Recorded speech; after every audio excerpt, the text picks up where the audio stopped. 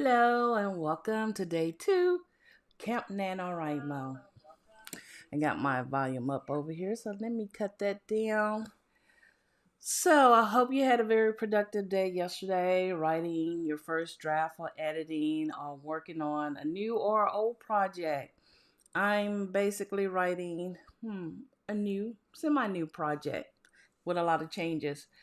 Yesterday was good. I'm not going to kid you. It was probably one of the best days I have written in a long time. And I think because I let everything in the past go for as reading different books, trying to find something that works for me, and decided, you know what? There's one thing I know for sure worked for me.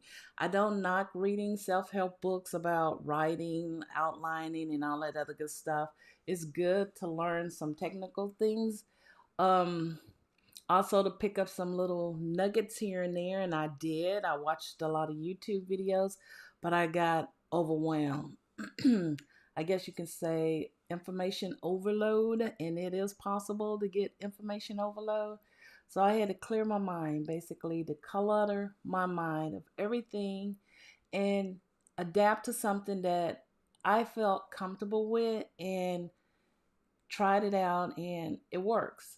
So my advice to you is okay to do your search and figure out what try to work for you, but be careful with too much information because it can leave you frustrated and make you feel like you don't want to write and just take the joy out of the journey. And for me, I know writing is a struggle. Like this morning, I got out of bed. I was like, oh God, what I'm going to write about today? I knew what yesterday was going to be about, but I have no idea which direction it's going to go in today. And I'm trying to see my story in my mind like a slow moving motion picture or something. But it didn't really work. So I'm trusting that God will lead me to write what comes to my heart.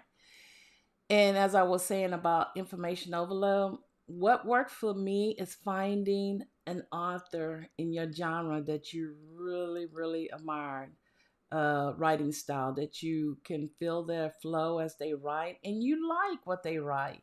And I found one out of a lot of authors that I read. And I think because she writes,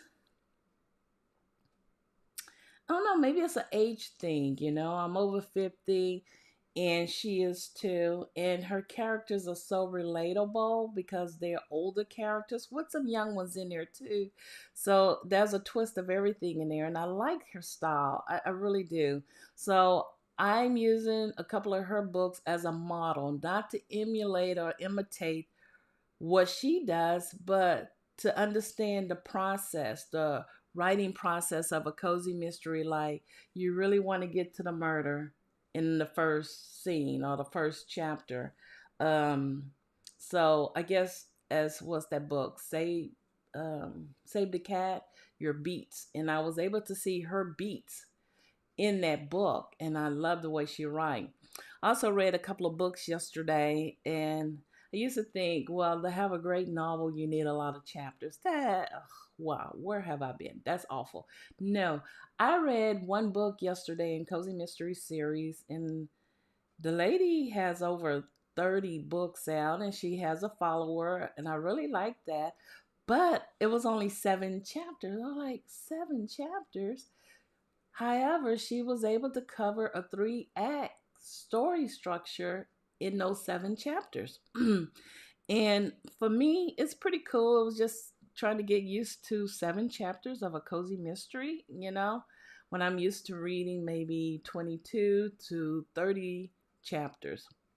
But it was pretty decent.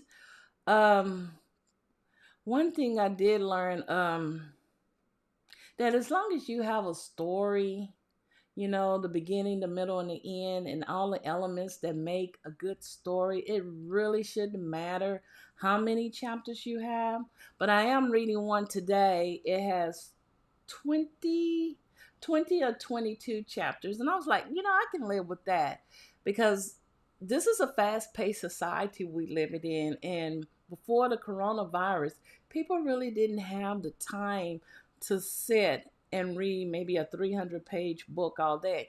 There are some, I'm not going to knock that, but for me, it was like having kids and a family and having to run here and there. It's really hard for me to sit down and just read all at once. And I like to read all at once because I want to see what's going to happen in the end. Curiosity always get the best of me. So I was really, really content with the fact that this book has 20 chapters. And I was like taking a chapter a day with my story. And I don't, I just like that. Honestly, I really do. I just like that. So anyway, yesterday was so productive. I was really proud of my writing accomplishments. I realized, wow, sprints really do work. I was never really heavy on sprints. I used to do some on Twitter, but just doing it yesterday morning, I was able to boost my word count. I had good content to make a story, and I was really proud of that. So anyway, today I hope to repeat the same thing. I didn't go back and edit, but I did jot down some notes that when I do edit, I can add it into the story. And yesterday, I discovered two new character names, actually three, including my cat. So I went on Pinterest yesterday. You can check out my Pinterest at Coffee Cozy.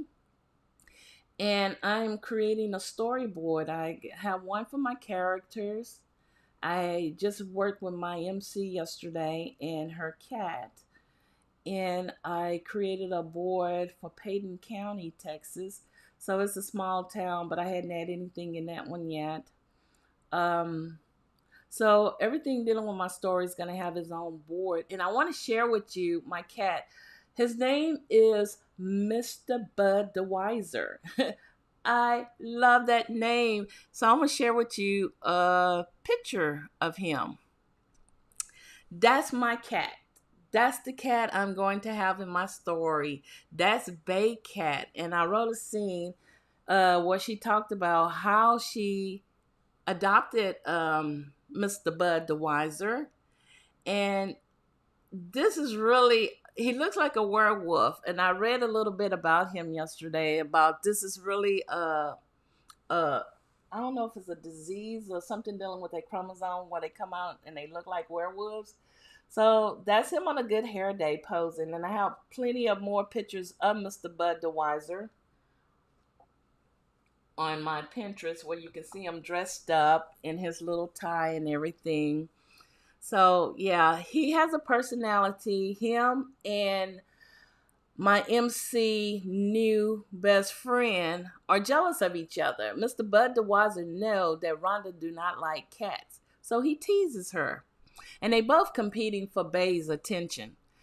And this is my MC. If I was to pick someone to be my main character, Bailey Ray Vaughns, aka as Bay, it would be Jill Scott. I love Jill Scott. I have seen every movie that she played in, and something about her just brings my character to life. Now that's her right here with the little curly hair. She's after this is 10 years after she graduates, where she moves to the big city, she gained weight and all this other good stuff. So she puts on this facade as though she have it all together, but deep down inside, she really have a very fragile, low self-esteem. And that's her in the middle, in her business like attire, like she means business. She's gonna find the answers. And that's her on her first date. She hadn't been out on a date in a long time. So eventually she's going to have a love interest. There's going to be a lot of friction to keep them from ever really crossing that line. And like I said, this is going to be a series. So eventually, towards the end of the series, there will be a love interest, a love connection, put it that way.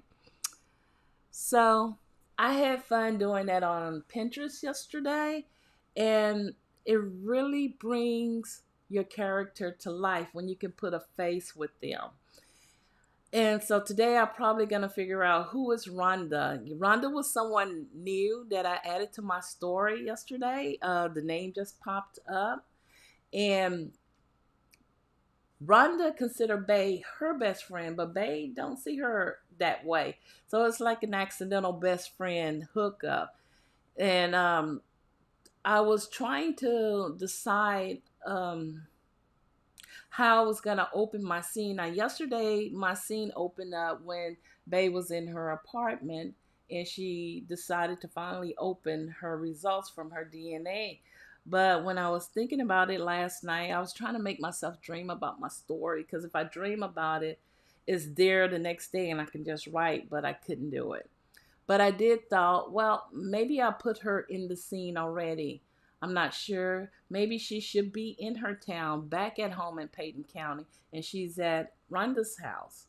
So I added a little note so I can go back and forth in my mind with that eventually and figure out how exactly I would create that opening scene, because I want to give some backdrop on Payton County, since it is this little hidden gem that's not even on Google Maps yet. So, and I'm gonna look for her dad, because her dad is a sheriff and he has Alzheimer's, and I need to get a picture that represents her dad.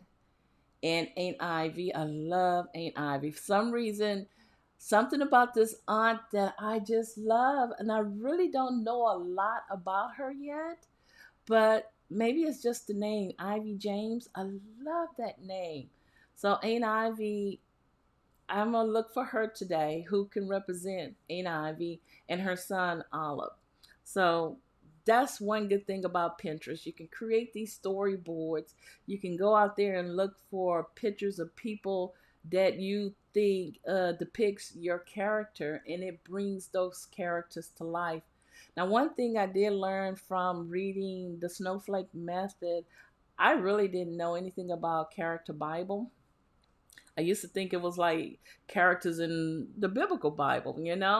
But I'm a Leighton writer, so this is something I'm just embracing. So everything is really new and fresh to me. So I may create a character Bible of my characters that I have so far, so I can keep track of them.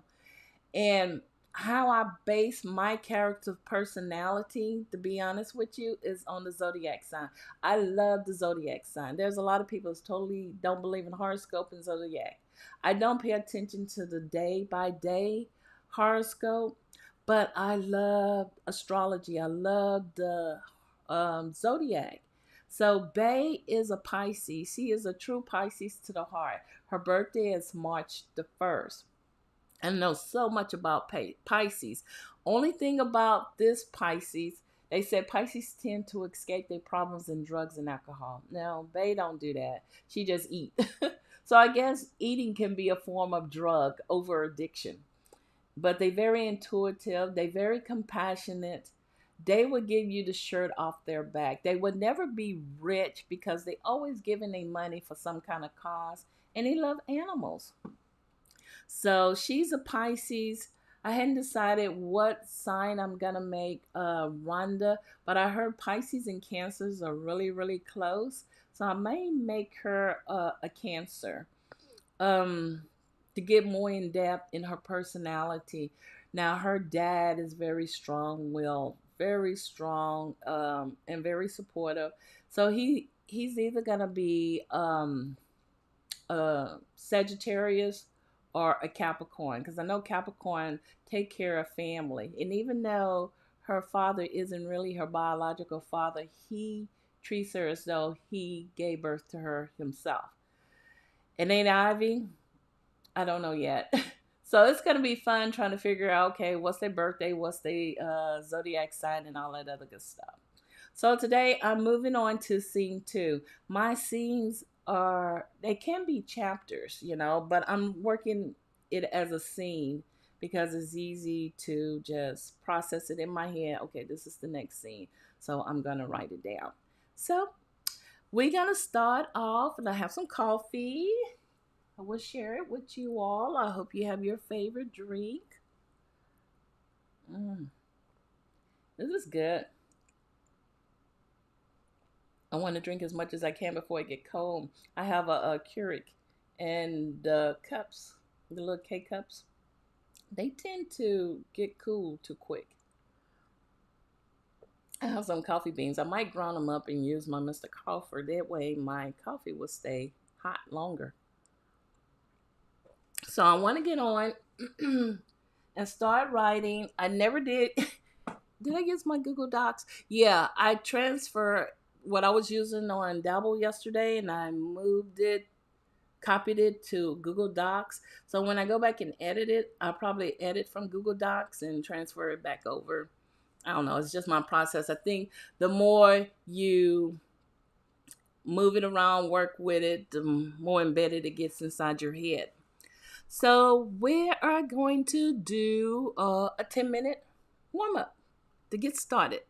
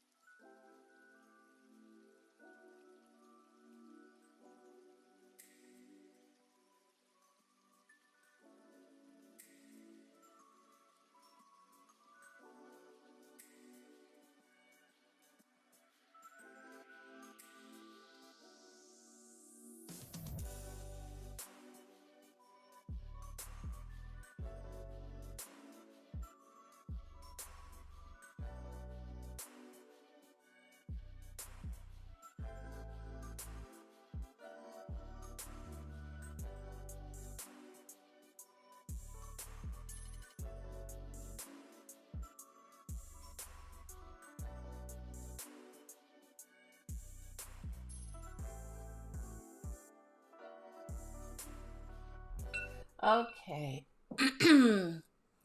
Our warm up is over with, and I did pretty good. Let's see how many words I wrote. Well, I only wrote 399 words. So, and I was finishing off my scene yesterday when Bay was at um, Rhonda's house. So, yeah, I switched from yesterday where I thought Bay was going to be at her apartment. Instead, she's at Rhonda's apartment.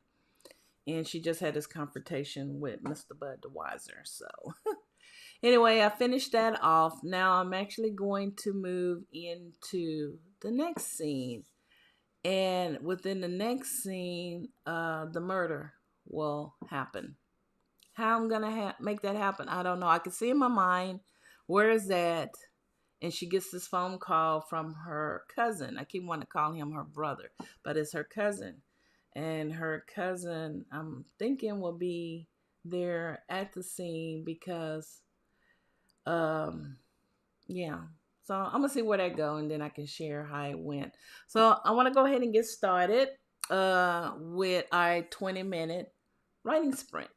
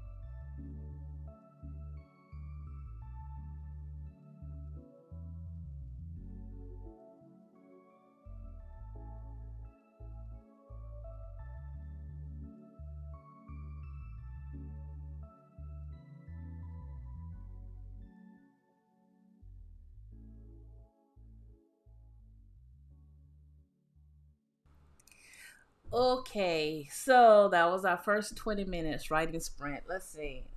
Total word count right now is 1,206.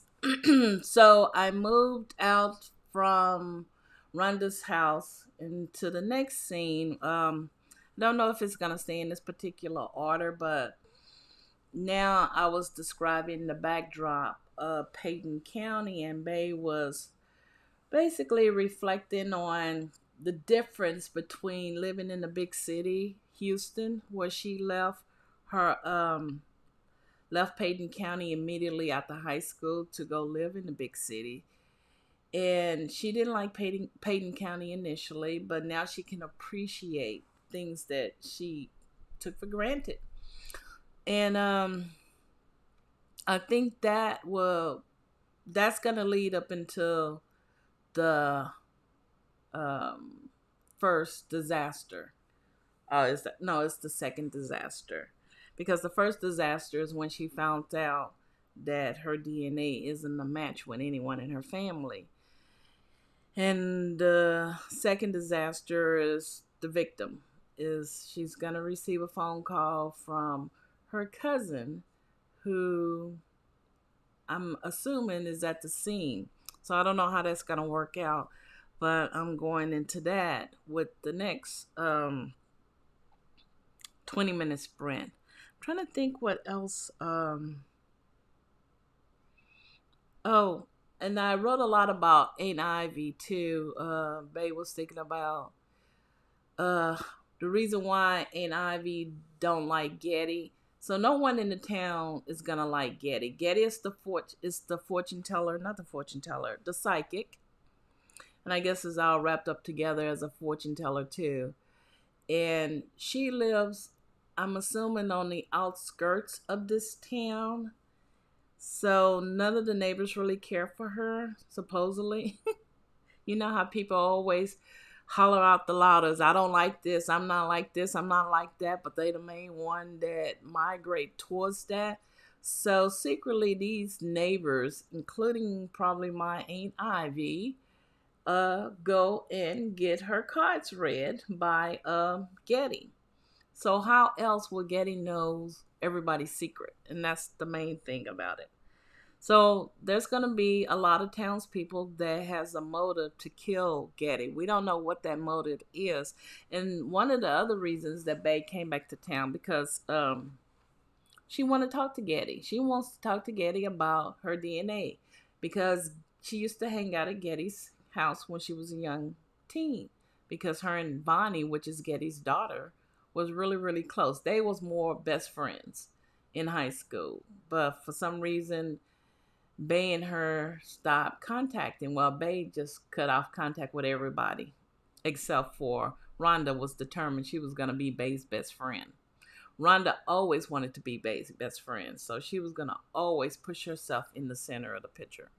So anyway, I'm going to work on that for the second sprint, which is going into the third scene, but I'm writing it in the second scene, and I can divide it later. And I don't know how it's going to go, but I'm just writing it as it flows. I know I have a lot of editing to do. I really want to go back and edit this right now, but if I do, it would hinder me moving forward. And the main thing is I want to keep moving forward. Keep moving forward. And then I can go back and edit. In my mind, I'm thinking after the first 10,000 words, I want to go back and edit. You know, not edit to perfection, but just to get it just right. And then start writing another 10,000 words, go back and edit that. I don't know how it's going to work out, but that's what I'm thinking I want to do. However, I don't know, because I need to keep moving forward. And keep moving forward means I'm going from the beginning to the middle to the end of the whole story. So we'll see how that work out. Anyway, let's get ready for the second 20-minute sprint. I am ready.